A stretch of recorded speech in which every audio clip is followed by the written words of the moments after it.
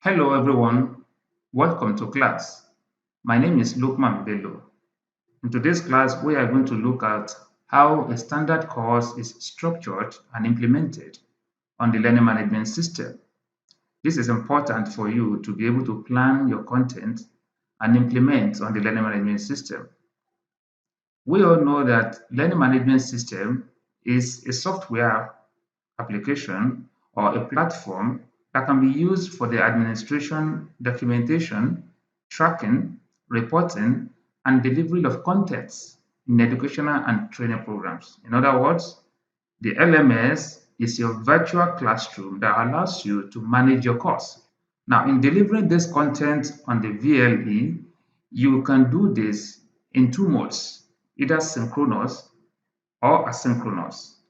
An effective online or blended learning course will include a balance between what we call synchronous mode, that is time coordinated, or what you call real-time session, where all the students are doing the same thing at the same time, coordinated by the facilitator, and asynchronous session, that is time independent, whereas students are working together separately at different time. So this one is time independent. It's not real time, but synchronous is real time. Now, it's important for you as a facilitator to strike a balance between what we call the synchronous session and the asynchronous session. By this, we mean that you should be able to plan your content and identify the topics that will go for synchronous session and the topics that will go for asynchronous session. Now, in our live class, I'm going to walk you through a plan that can guide you to do this effectively. That is planning your content before you involve in online facilitation. But let's go to the course page and see how you can arrange your content on the course page. All right, this is my course page, and I'm sure you've been exposed to the learning management system, the platform, how you can add your resources, and so many other things. So I will just go through some of the things that you need to do to set up your course. Now, the first thing you do when you get to your course page, if you want to set up your course, is to enable editing. See this pencil-like icon, you turn editing on there. Then I click on it to turn editing on, telling this platform that I want to edit the content on the page. Now you see the first icon here, this general icon. You can change it. You can change anything here by clicking on this pencil, okay, to change, to rename what we have here.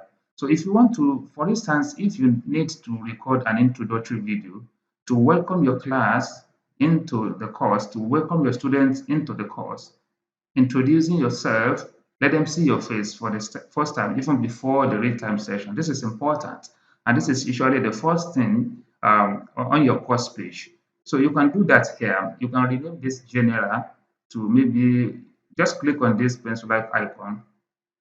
Then it gives you the opportunity to rename the content. Then you press your enter key. You can see it has been renamed to introductory video. Now, for you to record an introductory video here, come to this part, edit session, click on it. Because you want to edit this section, click on edit section. Now it takes you to this place. Then you click on custom here for you to be able to edit this. So we have introductory video as the title. You leave it. Then scroll down here. You can do different things here. If you have a pre-recorded video, introductory video that you want to bring into the course page, you click here to insert that video. The same way you will just attach your documents, go to where you have the video on your system, then you attach it. But the one I want to demonstrate in this video is how you can record on the platform. This second icon, video icon, is what you can use to record. Then you can click on it and it asks you to start recording.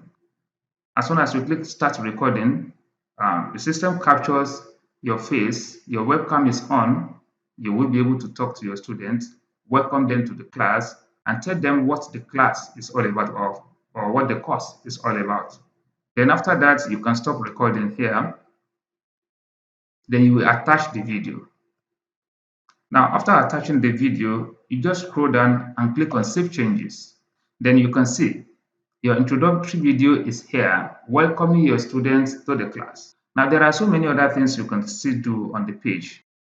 Now coming to the structure of your content, I told you earlier that you should have topics that you want to cover in the synchronous, in the real-time session, and the topics you want to cover in the asynchronous session. Now, in the real-time session, you need video conferencing tool. So what you do is you can change this topic also to maybe something like a real-time facilitation.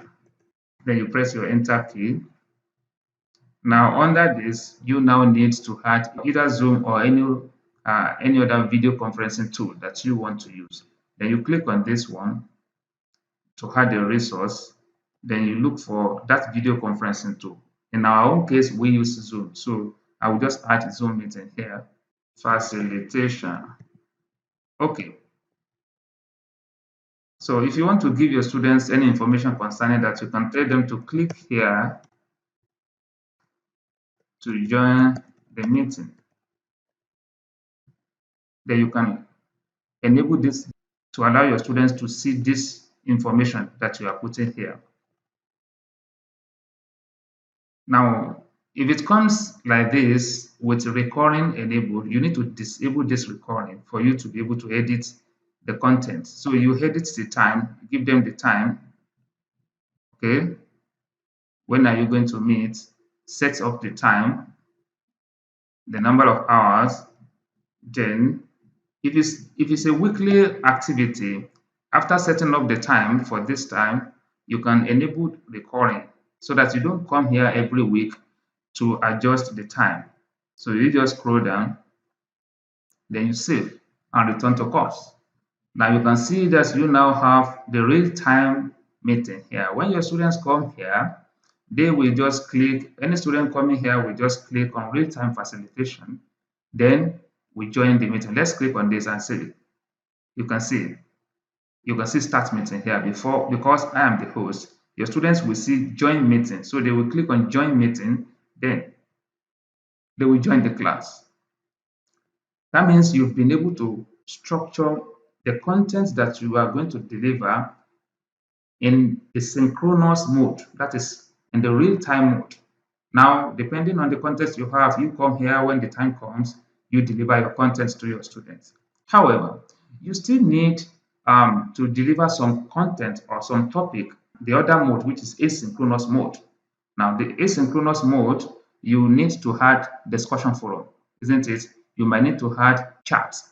You might need to send your students emails. All these are the asynchronous parts that you can use to engage your students. Okay, these activities are not real time, but every student will participate in the activities, but at different time. So I can change this topic also to something like discussion forum. Then you press your enter key, you can see discussion forum here. Then I will add that discussion forum here. I'll just click add activity or resource. Then I will look for forum. See forum here.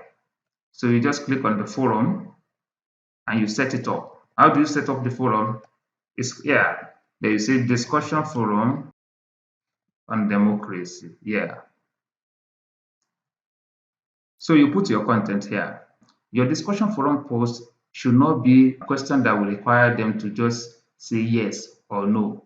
It should be a post that will allow your students to give their opinions, look at the issue from different perspectives. You don't say, mention the types of democracy that we have. That is a yes or no answer, and it will limit your students to particular set of responses. Now, but when you say, okay, why do you think, you can see something like this, no right answer, no wrong answer, they will come up with different responses. Then you can restrict access to the discussion forum by restricting students the time they will access the forum and the time the forum will not be accessible again. So you can just click on this restrict access, then you add restriction. If it's dates, you can use date restriction. Then you set up the dates here. When will the discussion forum start and when will it end? You set the time here. So you had another description, date. You know, this one is from. This will also give you from, but you need to change it to until. See what I'm doing here. You click here, change it to until.